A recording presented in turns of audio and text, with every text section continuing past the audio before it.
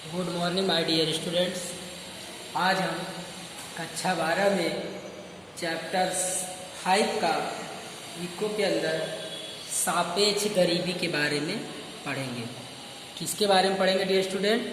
सापेक्ष गरीबी के बारे में पढ़ेंगे।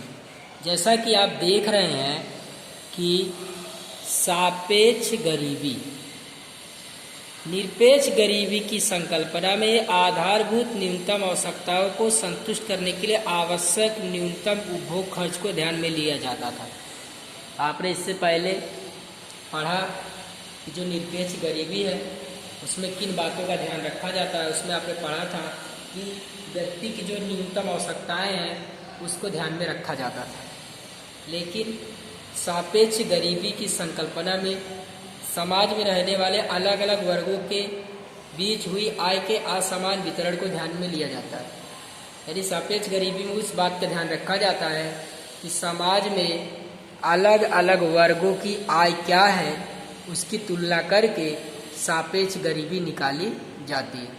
सामान्य रूप से प्रत्येक अर्थतंत्र में आय के वितरण में असमानता देखने को मिलती है। आप जानते हैं कि किसी की आय बहुत ज़्यादा होती है, किसी की आय बहुत कम होती है। तब कम आय वाला वर्ग अधिक आय वाले वर्ग की तुलना में सापेक्ष गरीब कहलाएगा। यानी जिसकी आय अधिक है और किसी व्यक्ति की आय, मान लीजिए ए व्यक्ति की आय का, मान लीजिए मेरे पास दो व्यक्ति हैं ए, बी और सी, मान लीजिए मेरे पास 3 व्यक्ति हैं। अब मुझे सापेक्ष गरीबी डिसाइड करनी है। मैं यहाँ मान के चलता हूँ ए की आय है 30,000 रुपया। कितना डियर स्टूडेंट? 30,000 रुपया। बी की आय है 20,000 रुपया और सी की आय है 10,000 रुपया।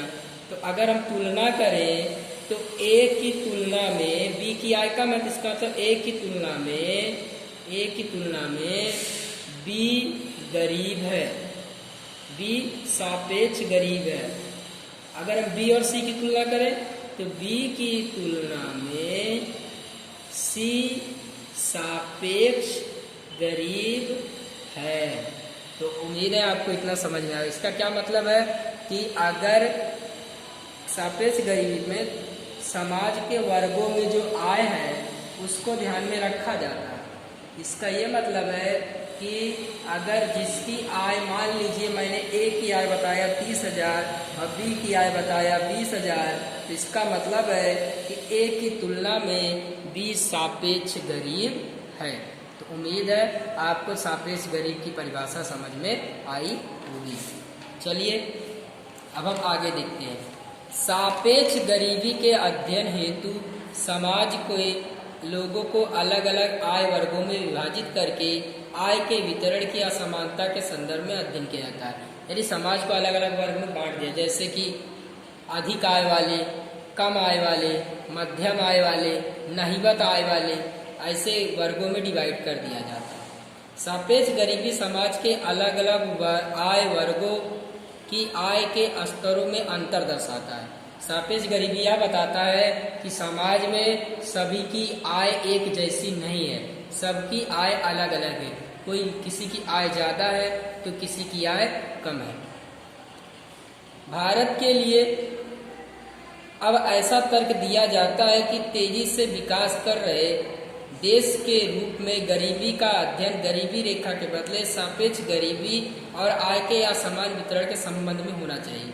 यानी विशेषज्ञ ऐसा कह रहे हैं कि भारत तेजी से विकास कर रहा है, लेकिन भारत में अब गरीबी का अध्ययन निरपेक्ष नहीं सापेक्ष गरीबी के रूप में होना चाहिए। क्योंकि हमारे देश में आप देख रहे हैं कि अमीर और अमीर होता जा रहा है, गरीब और गरीब होता जा रहा है। इसका मतलब है कि एक वर्ग की आय लगातार बढ़ रही है तो दूसरे वर्ग की आय में कोई फर्क नहीं पड़ रहा है। इसका मतलब है कि भारत देश की गरीबी को मापने का सर्वश्रेष्ठ तरीका है सापेक्ष गरीबी। एक काल्पनिक उदाहरण द्वारा सापेक्ष गरीबी की संकल्पना को समझ सकते हैं। माना कि किसी एक देश की जनसंख्या में 5 आय समूह हैं। देखिए 5 आय समूह दिया है। समूह 1 जिसकी आय कितनी है? 0 से 30,000 है। समूह 2 30,000 से 1 लाख है। समूह 3 1 लाख से 3 लाख है। समूह 4 3 लाख से 10 लाख है। समूह 5 10 लाख से अधिक है। तो इसका क्या मतलब है इसका यही मतलब होगा कि आप देख सकते हैं कि ऊपर के समूह में समूह 2 में समाविष्ट वर्ग की आय, समूह 2 की आय समूह 1 से अधिक है। इसका मतलब है समूह 1 समूह 2 के अपेक्षा सापेक्ष गरीब है। इसके अलावा समूह 2 की आय 3, 4 और 5 की तुलना में कम है। इसका मतलब है समूह 2 का जो व्यक्ति है वह 3, 4 और 5 के सापेक्ष में गरीब है, जैसा कि मैंने आपको समझाया। उसी तरीके से सापेक्ष गरीबी या आय की असमानता मापने के लिए सामान्य रूप से आय समूह की रचना में लॉरेंज वक्र या गिनी गुणोत्तर जैसी पद्धतियों का उपयोग होता है। जिसको ध्यान रखिएगा कि लॉरेंज वक्र और गिनी गुणोत्तर जैसी पद्धतियों का उपयोग आय की असमानता मापने के लिए होता है। उम्मीद है आपको इतना समझ में आया होगा। चलिए माय डियर स्टूडेंट, अब हमारा अगला टॉपिक है गरीबी के निर्देशक। निर्देशक का मतलब क्या होता है? निर्देशक का मतलब होता है गरीबी को बताने वाला। गरीबी के निर्देशक में आप देख सकते हैं गरीबी की कक्षा और उसकी संरचना दर्शाने वाली बातों को गरीबी का निर्देशक कहते हैं। यानी गरीबी किस प्रकार की है उसके अनुसार हम उसको डिवाइड करते हैं। देश में गरीबी को दर्शाने वाले विभिन्न तत्वों को गरीबी के निर्देशक के रूप में जाना जाता है। यानी जो ऐसे तत्व जिनके वजह से गरीबी को पहचाना जाए तो उसे हम गरीबी के निर्देशक कहते हैं। गरीबी और उनकी गरीबी के स्तर को पहचानने के निश्चित निर्देशक उपयोगी हैं, जिसके द्वारा गरीबी के निश्चित स्वरूप और प्रमाणों को जाना जा सकता है। गरीबी के निर्देशक में पहला निर्देशक है प्रति व्यक्ति नीचा घरेलू उपभोग खर्च। चलिए अब हम देखते हैं। देखिए, प्रति व्यक्ति घरेलू उपभोग खर्च में ये पहला निर्देशक गरीबी का, यानी एक वर्ष के दौरान परिवार द्वारा खरीदी गई वस्तुएं और सेवाएं। यानी एक वर्ष में एक परिवार कितनी रुपए की खरीदारी करता है, कितना खर्च करता है अपने जीवन स्तर को सुधारने के लिए, उन बातों का इसमें ध्यान रखा जाता है। जैसे टिकाऊ वस्तुएं, कार, वॉशिंग मशीन, कंप्यूटर इत्यादि के बाजार मूल्य में उस वर्ग की जनसंख्या द्वारा भाग देने पर प्राप्त होता है। यानी कि एक परिवार एक वर्ष में कितना नकदी अपनी आवश्यकताओं को पूरा करने के लिए खर्च कर रहा है, इसी को कहेंगे प्रति व्यक्ति नीचा घरेलू उपभोग खर्च। प्रति व्यक्ति उपभोग खर्च देश में रहने वाली लोगों की जीवन जरूरत और सुख सुविधा देने वाली वस्तु और सेवाओं की प्राप्ति दर्शाता है। कहने का मतलब है अगर प्रति व्यक्ति उपभोग खर्च अधिक है, इसका मतलब है लोग अधिक सुख सुविधा वाले साधन खरीद रहे हैं और अपने जीवन को सुख समृद्धि बना रहे हैं। लेकिन यदि प्रति व्यक्ति उपभोग खर्च कम है तो इसका मतलब है कि वहाँ पर लोगों का जीवन स्तर नीचा है, जीवन की गुणवत्ता अच्छी नहीं है। विकासशील देशों में विकसित देशों की तुलना में प्रति व्यक्ति उपभोग खर्च बहुत कम है। क्यों कम है? इसका कारण है कि विकासशील देशों में प्रति व्यक्ति आय ज़्यादा है। आय ज़्यादा है तो खर्च भी ज़्यादा होगा, लेकिन यहाँ पर प्रति व्यक्ति आय में कम होने से यहाँ पर गरीबी का प्रमाण ज़्यादा दिखाई देता है। आप देख सकते हैं कुछ देशों के नाम दिए हुए हैं यहाँ पर, मैं आपको बताता हूँ। देखिए आप यहाँ पर यूएस दिया है। यूएस में देखिए 31,469 यूएस डॉलर एक वर्ष का प्रति व्यक्ति उपभोग खर्च है। यूके में देखिए 25,000 है, जापान में 22,000 है, पाकिस्तान में 603 है, चीन में 1420 है, भारत में 725 है। यानी देखिए जैसे जैसे प्रति व्यक्ति आय घट रही है वैसे वैसे उपभोग खर्च भी घट रहा है। यानी कि यहाँ से अनुमान लगा सकते हैं कि यूएस में प्रति व्यक्ति उपभोग खर्च अधिक है, इसका मतलब वहाँ गरीबी का प्रमाण कम होगा। तो देखिए उपयुक्त जानकारी के अनुसार भारत में वर्ष 2005 में स्थिर भाव 2014 में प्रति व्यक्ति घरेलू उपभोग खर्च 725 है। 2014 का आंकड़ा है। और देखिए किसका आंकड़ा है? विश्व बैंक का आंकड़ा। आप ध्यान दीजिए ये आंकड़े कौन प्रति व्यक्ति नीचा घरेलू उपभोग खर्च कौन जारी करता है? तो वर्ल्ड बैंक जारी करता है। इस बात को आपको ध्यान में रखना है। तो उम्मीद है इतना आपको समझ में आया होगा। अब देखिए स्टूडेंट, इसी में अगला है कुपोषण का प्रमाण। अगला निर्देशक क्या है? कुपोषण का प्रमाण। कुपोषण है क्या? कुपोषण एक ऐसी परिस्थिति है जिसमें व्यक्ति द्वारा ली गई खुराक में पर्याप्त मात्रा में कैलोरी, प्रोटीन, विटामिन, मिनरल इत्यादि नहीं होता है। यानी अगर ये चीज़ें ना हो तो कुपोषण है।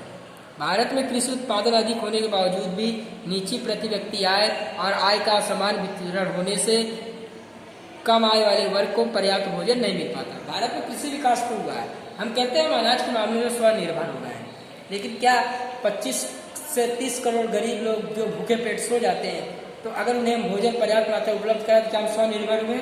आप इस पर विचार कीजिएगा। जी नहीं। क्यों?